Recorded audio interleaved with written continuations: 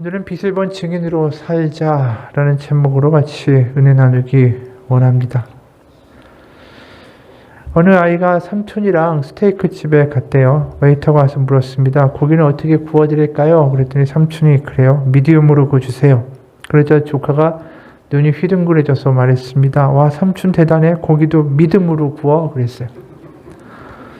믿음이 얼마나 돼야 믿음으로 고기를 구울 수 있을까? 믿음이 과연 무엇일까? 오늘 다시 한번 우리가 생각해 보는 계기가 되기 원합니다.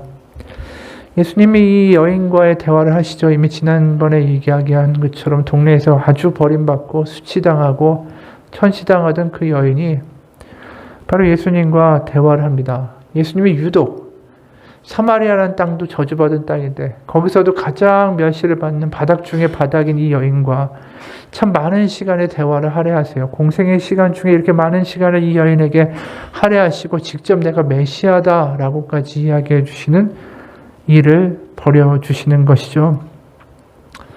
이 여인이 못 알아들으니까 알아들을 때까지 또 대화까지 계속 연결하셨어요. 바로 얘기를 하다가 우리가 알고 있는 종말의 때 오시는 그 선지자 아닙니까? 그리고 나서 이 여인이 이게 성전입니까? 예루살렘에 있는 성전입니까? 아니면 우리가 조상들이 말하는 그리심산이 바로 그 예배의 참된 장소입니까? 그러니까 이제 대화가 어떻게 보면 맨 처음에 마시는 물로 이야기하다가 점점 영적인 대화, 그래서 그 선지자의 대화, 또 예배에 대한 이야기까지 진행이 되는 거죠. 그러면서 이제 예수님이 이런 말씀을 주시죠. 23절에 아버지께 참되게 예배하는 자들은 영과 진리로 예배할 때가 오나니 곧 이때라. 아버지께서는 자기에게 이렇게 예배하는 자들을 찾으시느니라. 그래서 이 여인이 계속 대화 가운데 결국 듣게 된 건 놀라운 비밀이에요. 사실은 이 여인이 이해할 수 있을지 없을지 모르지만 바로 예배의 자리는 어디입니까? 성전에서 하는 게 상식이죠. 아까 물어본 게 그리심 성전이냐 아니면 예루살렘의 성전이냐. 어떤 집을 가리킨 거예요. 그런데 예수님은 줄곧 하나님께로 가는 길이 성전이 아니라 바로 십자가에서 열렸음을 계속해서 주지하여 말씀하신 바가 있죠. 성전을 무너뜨리고 사흘 만에 내가 다시 지으리라. 그리고 여기 나와 있는 예배의 장소가 영과 진리로 예배할 때가 오나니 이게 언제겠어요? 바로 십자가의 때라는 것이죠. 바로 건물이 아니라 우리가 어떤 거룩한 삶을 살고 내가 뭔가를 해야지만 하나님의 의로운 자로 나아갈 수 있는 자격을 받는 게 아니라 내가 오히려 죄인입니다라고 고백하는 이들에게 하나님이 값없이 부어주시는 은혜의 때, 위에서 아래로 열리는 은혜의 때가 올 것이다. 그게 바로 예배의 자리다. 예배의 자리는 결국 뭡니까? 십자가의 앞이고 나에게 어떠한 하나님께 나갈 수 있는 선한 근거가 없다라는 것을 고백하는 자들이 하나님을 만나게 되는 것이죠. 그래서 우리가 스스로 괜찮다 하는 사람들은 거꾸로 예배 나가는 게 참 힘들어요. 그 랍비가 어떤 부자하고 만나고 어떤 거지하고 대화를 했어요. 근데 거지하고는 한 3분 이야기하고 됐다고 돌려보내고 부자하고는 30분을 이야기한 거예요. 그러니까 거지가 랍비한테 가서 물었어요. 아니 어떻게 랍비는 당신 그래도 성직자인데 이렇게 사람 차별합니까? 그랬더니 랍비가 하는 말이 당신이 가난하다고 고백하는 데는 3분이면 족하지만 부자가 가난하다고 고백하는 데는 30분이 필요했다라는 이야기를 했어요. 십자가를 받아들이는 사람들을 보면 다 하나같이 자기에게 어떠한 가능성이 없다라는 것을 알고 있는 사람들이 예수님을 바로 영접하는 역사들을 우리가 보게 돼요. 오히려 성직자고 바리새인들이고 대제사장들이고 서기관들이고 스스로 괜찮다라고 여겨주는 인생들은 예수님을 죽이려고 하죠. 그러니까 참된 예배는 어떻게 오는 겁니까? 결국 내가 내 스스로의 어떠한 가능성이 없고 내가 얼마나 죄가 많은 사람인지, 내가 얼마나 허물 많고 연약한 사람인지, 내가 하나님 아니면 살 수 없는 사람인지 그것을 고백할 수 있는 그 간절한 믿음의 고백이 있는 사람들이 예배자라는 거예요. 그래서 우리가 예배를 드릴 때 예배 순서가 그냥 있는 게 아니죠. 매 주마다 우리가 회개의 시간을 갖고 사죄의 선언을 하고 그 다음에 신앙 고백을 하고 이런 식으로 예배가 연결되잖아요. 그럼 많은 사람들이 그래요. 뭐 예배 이렇게 회개 고백을 하고 매주마다 죄를 또 고백하고 또 고백하고 왜 사죄의 선언을 듣고 이렇게 반복해서 합니까? 사실 요새 현대 예배들을 보게 되면 그런 부분들이 많이 생략되어 있는 것도 사실이죠. 하지만 근본적으로 그것은 뭘 얘기하냐면 내가 하나님 앞에 은혜 없이는 나갈 수 없는 존재라는 것을 매주마다 다시 한번 경험하는 거예요. 그 예배를 통해서 우린 다시 십자가의 자리에 서서 제대로 예배하게 되는 거죠. 내가 주인이 돼 하나님 내가 원하는 거 왜 안 줍니까? 라고 따지는 자리가 아니라 하나님 전 이렇게 부족한 자입니다. 선악을 구별할 수도 없고 무엇이 옳은지 무엇이 좋은지 뭘 해야 할지도 모르는 자입니다. 그렇게 살았고 이제 하나님 앞에 나아갑니다. 하나님 저에게 은혜를 주옵소서. 은혜가 필요합니다. 이 고백이 우리의 예배의 순서가 되어야 한다라는 것이죠. 그래서 영과 진리로 예배한다라는 건 뭐 다른 게 아니죠. 성령과 진리. 진리는 뭘까요? 바로 예수 그리스도. 내가 길이요 진리요 생명이니. 바로 그 십자가의 때 십자가에 바로 예수 그리스도와 그곳에 함께 계신 성령.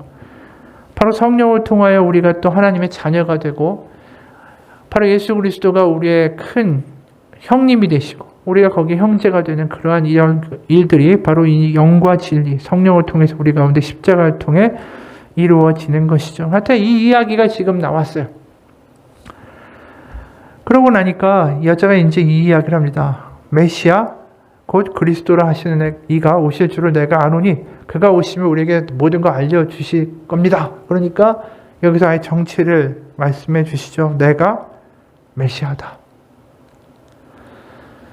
그러니까 우리가 예수님이 이 여인에게 하시는 말씀을 보면 내가 너에게 생수를 주고 싶다. 목마르지 않는 영원히 목마르지 않는 생수를 주고 싶다. 내가 메시아다. 바로 이 복음의 놀라운 이야기, 이 메시지가 바로 이 사마리아 땅에 정말 많은 사람이 듣고 있는 것도 아니고 가장 비참한 여인에게 선포되는 거죠. 여러 번 얘기했지만 십자가는 그러기 때문에 골고다에 세워져야만 했던 거예요. 아무런 가능성이 없고 이 세상에서 어떠한 일말의 개선의 가능성도 보이지 않는 이들에게 주신 하나님의 희망의 자리. 저 바닥까지도 내가 어떻게든 회복시키겠다는 하나님의 강렬한 하나님의 우리를 향한 회복과 우리를 향한 하나님의 사랑이 그곳에 있다라는 것이죠. 그렇기 때문에 저런 사람까지도 구원받아야 돼요? 저런 사람은 아니잖아요 라고 말하던 사람들이 바리새인이고 저런 골고다까지 가서 십자가라는 하나님의 성전이 세워지는 것을 싫어하던 사람들이 바리새인들이었다라는 거예요. 근데 거꾸로 말하면 우리는 알죠. 우리가 어떤 상황이 되고 우리가 얼마나 허물 많든 간에 저 낮은 자리까지 오신 십자가가 있기 때문에 우리는 어떤 상황에도 우리는 아버지께 나아갈 수 있는 길이 열렸다는 게 얼마나 큰 복인지. 내가 어떤 처지고 어떤 상황이고 어떤 장소든 간에 하나님께 나아갈 수 있는 길이 열린 것은 골고다의 십자가가 세워졌기 때문이에요. 만약에 십자가가 정말 그 구원의 길이 성전에만 있었다면 우리가 어떻게 하나님을 수시로 아버지라고 부르며 우리의 문제 있고 타락하고 죄 많은 그 가운데 하나님께 기도하면 내 기도가 들려질 거라고 확신할 수 있겠어요? 절대 확신할 수 없죠. 하지만 지금 이 여인과 대화하신 예수님을 보는 것은 우리 뭘 경험하냐면 내 기도도 들으실 수 있겠구나라는 확신을 주는 거예요.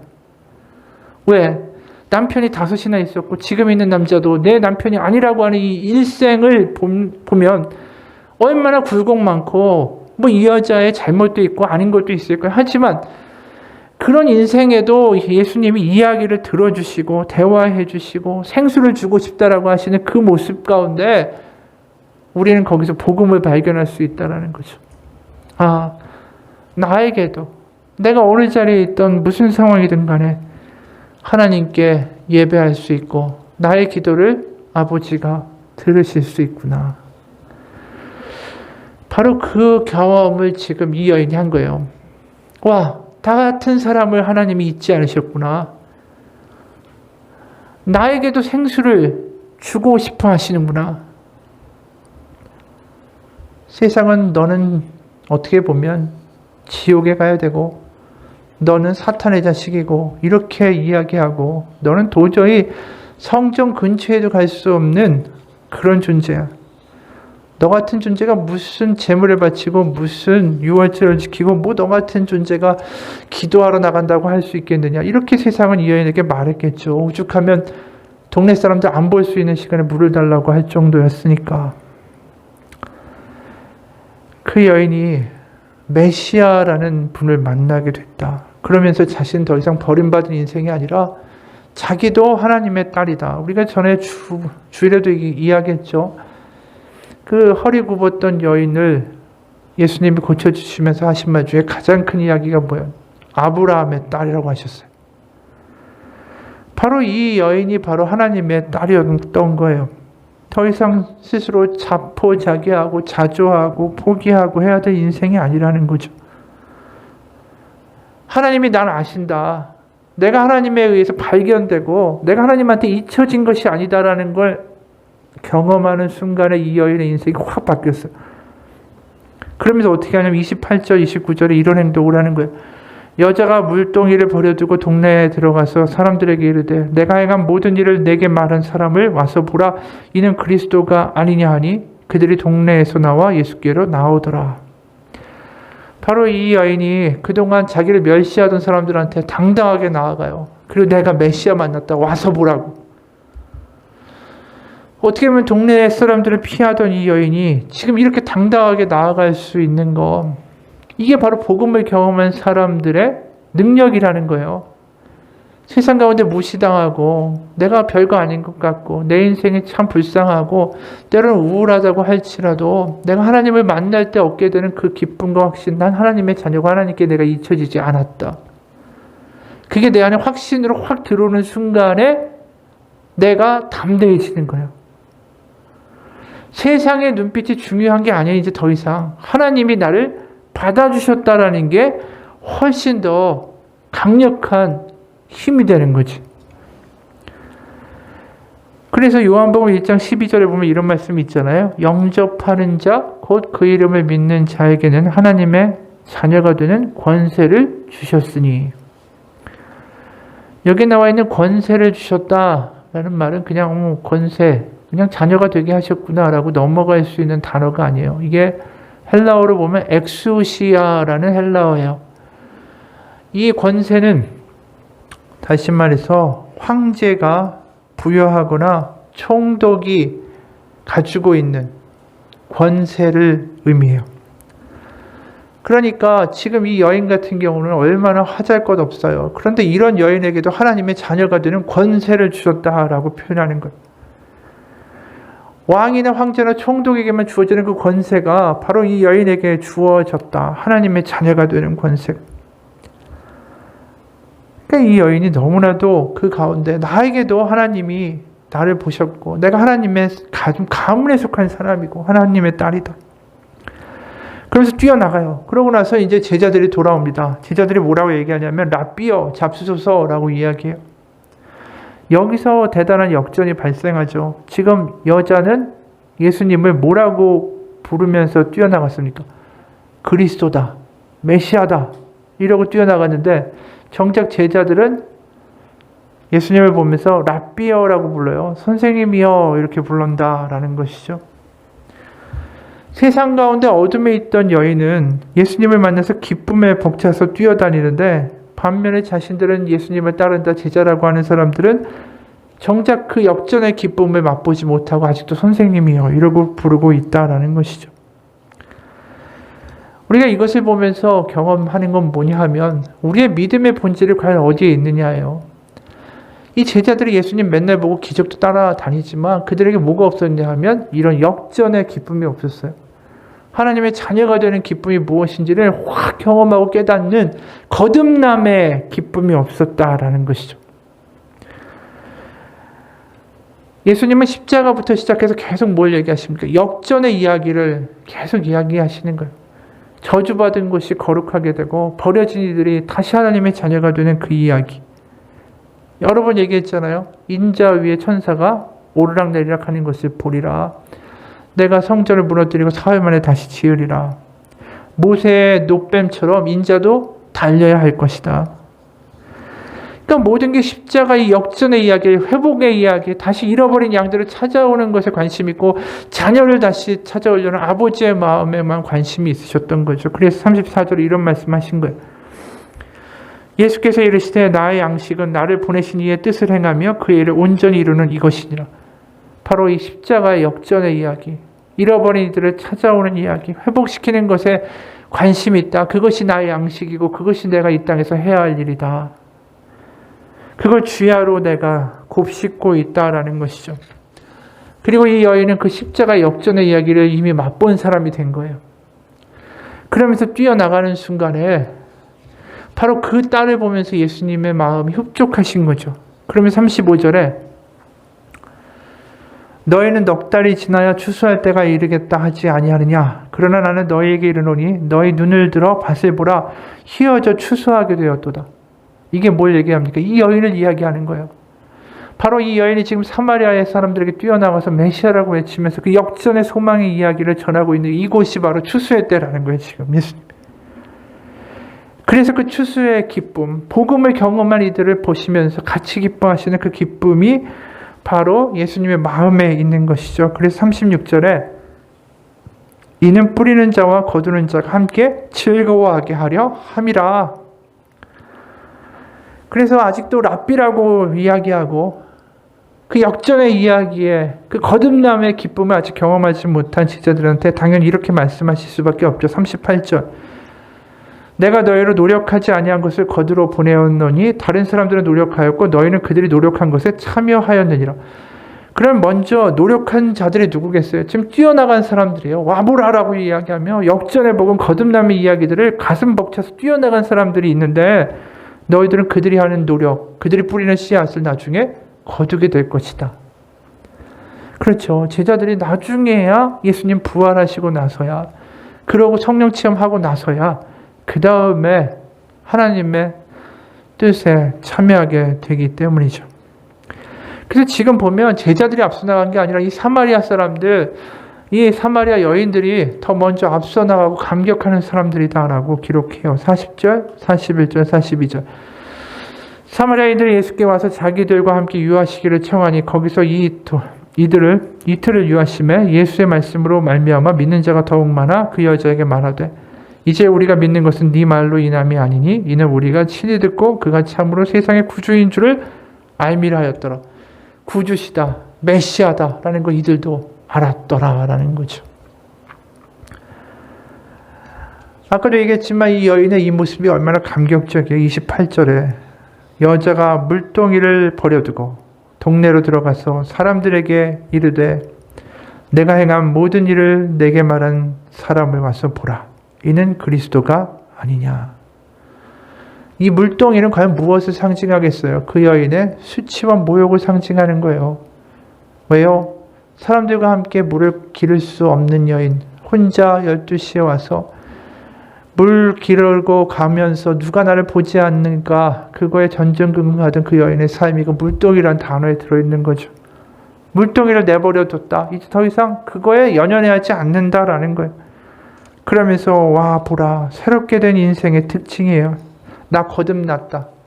나 과거에 그런 여인이 아니다. 나 이제 하나님의 딸이다. 나 거듭난 사람이야 라고 하면서 외치고 나가는 거죠. 그걸 보면서 동네 사람들이 얼마나 당황했겠어요. 저 여자가 미쳤구나 드디어. 그동안 우리가 저렇게 욕하더니 드디어 정신이 나갔나 보다. 근데 그게 아니었던 거죠. 바로 메시아였던 거예요. 우리가 믿음이라고 하는 이 단어를 보면서 오늘 이 사마리아 여인의 모습을 좀 기억했으면 좋겠어요. 제자들의 성경적인 지식은 더 뛰어날지 모르지만 감격할 줄 몰랐던 사람들이에요. 우리가 믿음에서 감격이 빠진다면 과연 무엇이 남겠느냐. 거듭난다라는 것이 다시 태어나서 다시 두 번째 기회를 가지고 살아갈 수 있다는 것이 얼마나 놀라운 것인가. 그거에 대한 감격이 없다 하면 이 믿음의 중요한 부분이 빠진 거죠.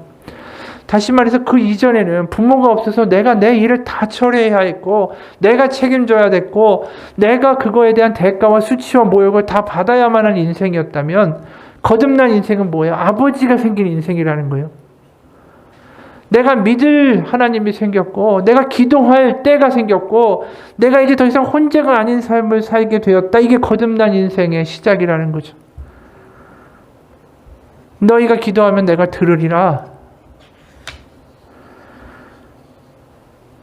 바로 그 놀라운 경험을 거듭날 필요가 없이 살아가는 사람에게는 밋밋하게 들리지만, 나에게 아버지가 필요하다고 생각하는 사람에게는 그것이 복음이 될 수 있다는 거예요. 그래서 교만이라는 게 다른 게 아니에요. 교만은 내가 아버지 없어도 살만하다라는 게 교만이죠. 그럼 겸손은 뭐예요? 내가 거듭나서 정말 아버지 의지 없이는 살아갈 수 없는 인생입니다. 내가 아버지 없이는 살 수 없습니다. 내가 하나님 없이는 살 수 없습니다. 이 고백에 있는 인생이 겸손한 인생이고 겸손한 믿음이라는 거죠. 바로 내가 어떤 존재인지를 아는 거, 내가 하나님 없이는 살 수 없는 존재다라는 걸 고백하는 거, 그게 복음을 복음되게 하는 길입니다. 그게 감격을 회복하는 길이에요. 우리가 때로는 시험에 들기도 하죠. 하나님 왜 이렇게 합니까? 하나님 왜 기도 안 들어줍니까? 하나님 왜 응답하지 않습니까? 하나님 왜 나한테 이런 일이 있습니까? 하나님 왜 이렇게 힘들게 하십니까? 우리의 말에는 이런 말들이 들어갈 수 있어요. 근데 거기에 머물지 않고 결국 우리가 하나님의 응답을 받는 길에 가장 중요한 포인트는 뭡니까? 결국 나의 기도가 이 상황이 이렇든 저렇든 무슨 일이 벌어지든 나한테 갑자기 황당한 일이 있던 어떤 상황이든 간에 나는 하나님 없이는 살 수 없습니다. 그 자리로 돌아갈 때 그때 우리에게는 은혜가 회복되고 하나님의 역사가 일어날 수 있는 계기의 반전의 역사가 쓰여지는 거예요. 그 자리가 어디라고요? 십자가예요. 내가 불평하고 그것을 따지고 이해 못함에 대하여 하나님께 항변하기보다 그 십자가라는 자리에서 결국 뭘 고백해야 됩니까? 저 하나님 없이는 안 됩니다. 하나님 은혜 없이는 살 수 없는 사람이에요.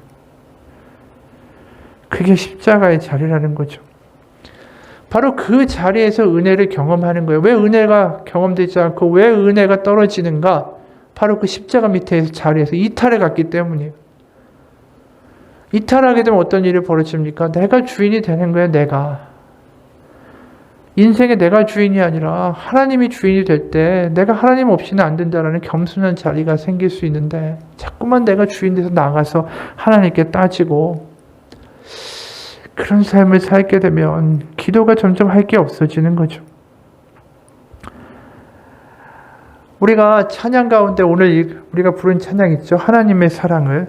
거기에 보면 이런 가사가 있잖아요. 하나님의 사랑을 사모하는 자, 하나님의 평안을 바라보는 자, 너의 모든 것 창조하신 우리 주님이 너를 얼마나 사랑하시는지, 하나님께 찬양과 경배하는 자, 하나님의 선하심을 닮아가는 자, 너의 모든 것 창조하신 우리 주님이 너를 자녀 삼으셨네.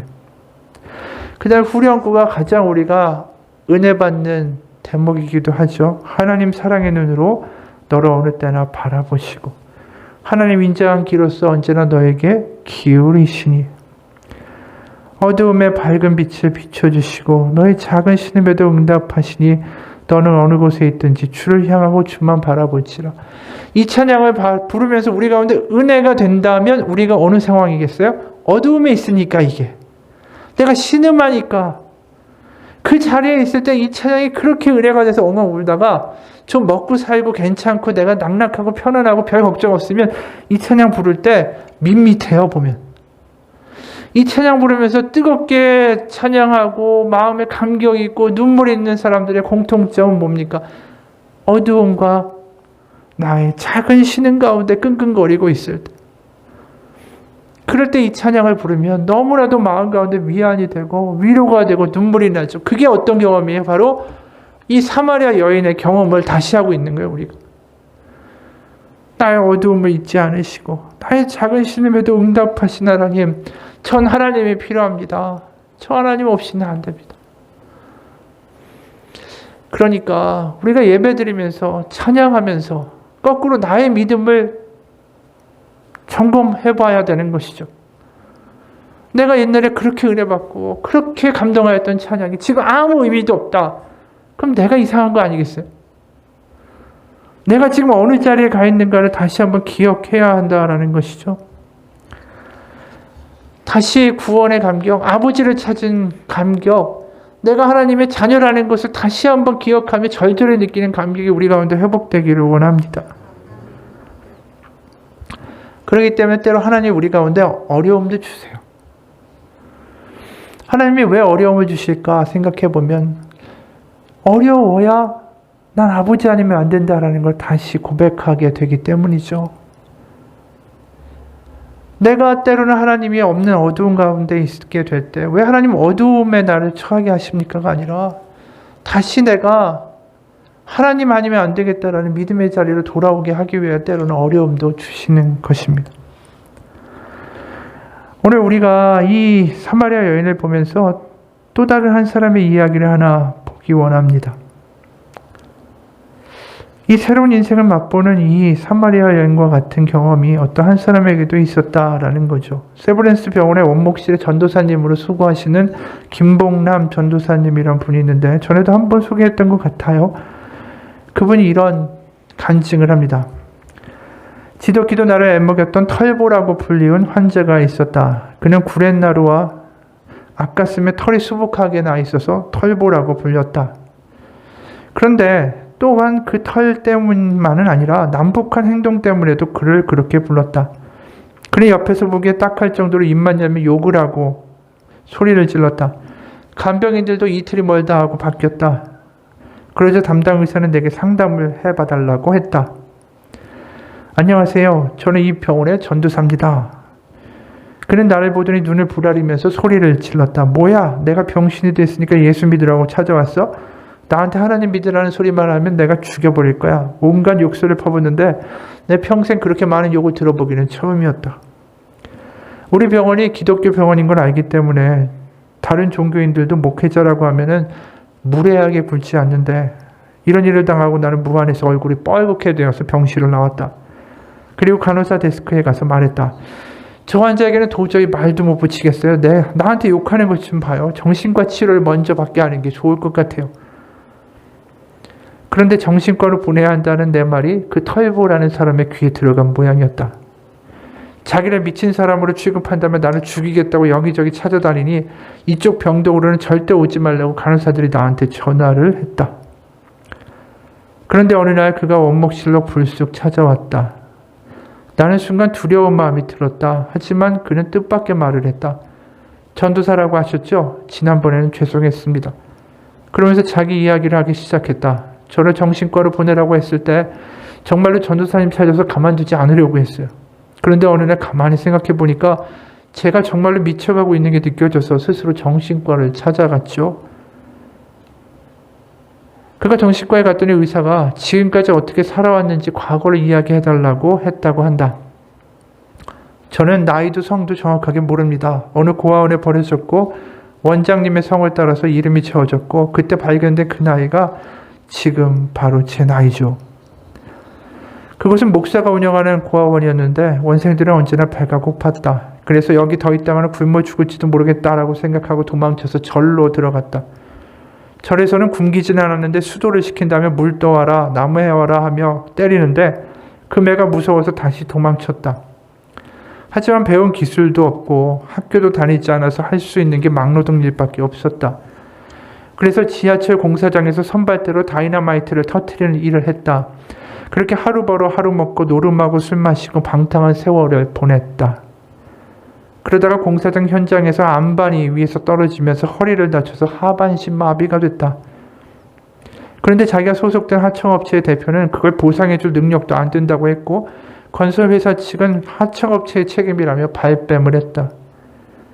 내가 이 꼴이 됐는데 누구도 책임지지 않은 이런 세상을 왜 살아야 됩니까? 그런데 그 의사가 제 말을 다 듣더니 손을 잡으면서 참 억울한 인생을 살았군요. 내가 당신이었더라도 그렇게 화가 났을 것입니다. 라고 말했죠. 이때까지 살아오면서 제 이야기를 진지하게 들어준 사람이 아무도 없었어요. 그러면서 그에게 지극히 정상이라고 말했다. 당신이 정상이 아니라면 제가 약을 처방해 줄 수 있지만 정상이게 도와줄 게 아무것도 없습니다. 대신 제가 예수님을 믿는 사람이니 당신을 위해 기도를 해주고 싶습니다. 그러면서 그의 손을 꼭 잡고 기도를 했다. 세브란스 병원이 예수쟁이 병원이라고 하더니 별짓을 다 하는구나. 그러면서 속으로 욕을 하고 있는데 손등에 그 의사의 뜨거운 눈물이 뚝뚝 떨어졌다. 기도가 끝난 뒤에 의사가 서랍을 열더니 봉투에 뭔가를 넣어주었다. 병원에 있으면 돈 쓸 일이 많을 거예요. 아직 보상 문제가 해결이 안 됐으니까 급한 대로 이거라도 보태 쓰십시오. 그는 응급결에 사양도 못하고 휠체어를 밀고 진찰실에서 나왔다. 그런데 갑자기 가슴이 뜨거워지고 목젖이 당기면서 눈물이 흘렀다. 전도사님, 평생 저는 제대로 울어본 적이 없어요. 고아원에서는 아무리 울어도 누구 하나 관심을 가져주지 않았기 때문이죠. 그러면서 놀라운 말을 했다. 그 의사가 믿는 예수님을 나도 믿어도 될까요? 나는 감격하여 사형리를 전한 후에 예수님을 영접하는 기도를 드렸다. 예수님을 믿은 후에 그는 나와 같이 환자 신방을 다녔다. 또 자기는 하반신은 못 쓰지만 손을 움직일 수 있다면서 전신마비 환자들을 섬겼다. 제가 소변을 뽑아드릴까요? 매점에 가서 뭘 사다 드릴까요? 모두 그를 보며 예수를 믿으면 사람이 저렇게 달라지는구나 라며 신기했다. 그가 퇴원할 때 우리는 그를 천사털보라고 불렀다. 퇴원 후에 들리는 소식에 의하면 그를 돌보던 간병인 권사님의 양아들이 되었고 그의 딱한 사정을 알고 건설회사에서 적정한 보상도 해줬고 좋은 여자를 만나 가정도 이루었다고 한다. 더 놀라웠던 건 마비였던 그가 지금은 지팡이를 짚고 걷게 되었다고 한다. 나는 곰곰이 생각했다. 나는 못했는데 어떻게 그 의사는 한순간에 그를 변화시킬 수 있었을까? 돌이켜보면 처음에 내가 그를 만났을 때 말은 공손하겠지만 속으로는 그를 정죄하고 판단하고 있었다. 내가 아무리 겉으로 친절히 대했어도 그는 느꼈을 것이다. 하지만 그 의사는 진심으로 그를 만난 것이다. 이 의사를 만나서 이 털보라는 분의 인생이 완전히 바뀌었죠. 뭐라고 합니까? 이 의사가 이렇게 얘기했어요. 참 억울한 인생 살았군요. 내가 당신이었더라도 그렇게 화가 났을 거예요. 그러면서 그 이야기를 들어주고 당신을 위해서 기도해주고 싶습니다. 그리고 눈물 흘려 그를 위해 기도해주고 그리고 돈을 줄 때 그 사람은 평생 한 번도 울어보지 못했던 인생에서 울음을 터뜨리는 인생이 됐다라는 거죠. 이 놀라운 경험을 누가 하고 있는 거예요? 사마리아 여인이 하고 있는 거예요.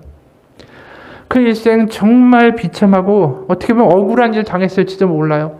그게 다 자기 잘못이겠어요? 그 남자들의 잘못일 수도 있는 거예요.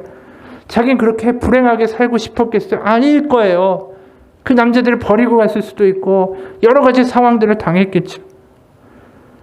그런 인생을 살아가고 있을 때 이게 너의 탓이 아니라고 와서 이야기해주고 그 여인과 함께 대화해주고 내가 너에게 생수를 주고 싶다라고 말하고 그리고 괜찮다라고 넌 나의 딸이라고 그렇게 이야기하면 내가 메시아다라고 이야기해 주시는 예수님이 이 여인에게는 놀라운 삶의 반전을 일으키는 거죠.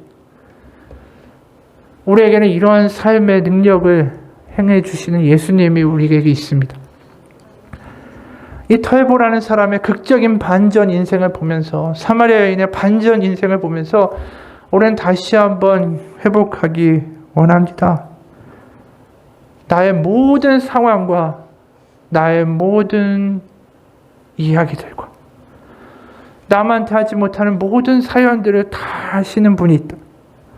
그리고 그분이 나를 몰라라 하는 게 아니라 나의 이야기를 듣고 나의 고통 가운데 참여하시고 나를 불쌍히 여기시고 나를 새롭게 하기 원하시는 바로 그 예수님이시다. 그 예수님을 경험하며 살아가는 우리의 삶이 되기를 주님의 이름으로 축원합니다. 같이 기도하겠습니다. 하나님 아버지, 우리가 살아가는 복음은 우리의 가장 깊은 곳까지도 통달하시는 하나님이 우리를 아시고 이해하시고 우리를 용서하시고 우리를 새롭게 하기 원하신다라는 것입니다. 피상적으로 살아가는 인생이 아니라 때로는 나마저도 알지 못하는 내 안에 있는 아픔과 고통과 미련과 부끄러움과 창피와 수치인다 할지라도 때론 그 억울한 가운데 무너지는 나의 마음이다 할지라도 그 모든 것까지도 내가 알아라고 말씀하시는 하나님, 우리와 대화하기 기뻐하시며 우리의 모든 이야기와 사연을 들어주기 원하시는 그 하나님, 세상은 몰라주고 우리의 결과만, 겉모습만 보고 비판한다 할지라도 우리의 모든 상처와 아픔과 과거까지 아시는 하나님, 그 하나님과 대화하며 그 하나님을 믿으며 그 하나님 안에서 자녀로서 살아가는 복이, 우리에게 아버지가 있다라는 그 복이 무엇인지 경험하며 감동하며 살아가는 우리 인생 되게 도와주옵소서. 예수 그리스도의 이름 받들어 기도합니다. 아멘. 우리 잠깐 같이 기도합시다.